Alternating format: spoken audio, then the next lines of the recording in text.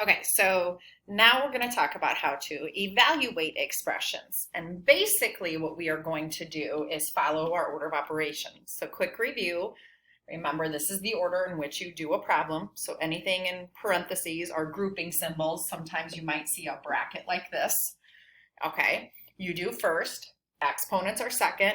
Multiplication and division is its own step. That would be third. And if you have a problem that has just multiplication and division in it, you work left to right. So multiplication does not necessarily outrank division.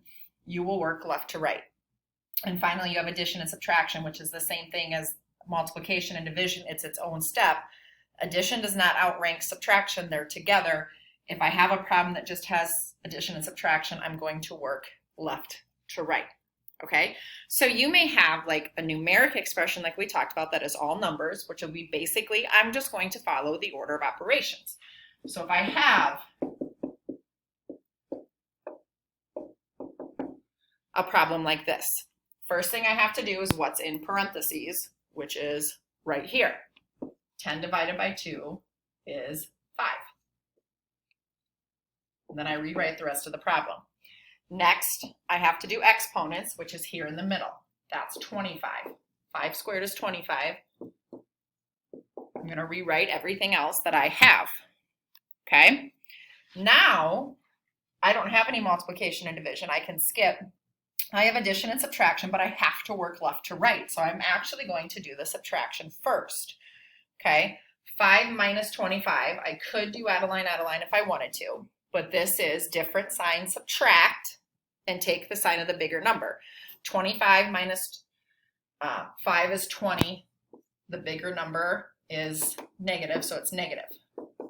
And so finally, I'll add negative 20 plus 1, which is negative 19, which that would be my final. So this is just following order of operations, which should be review for most of you.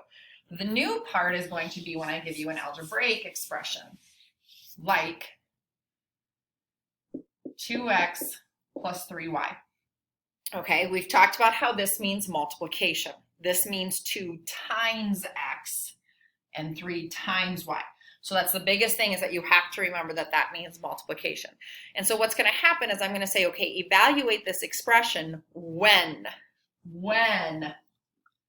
x is 5 and y is negative 1.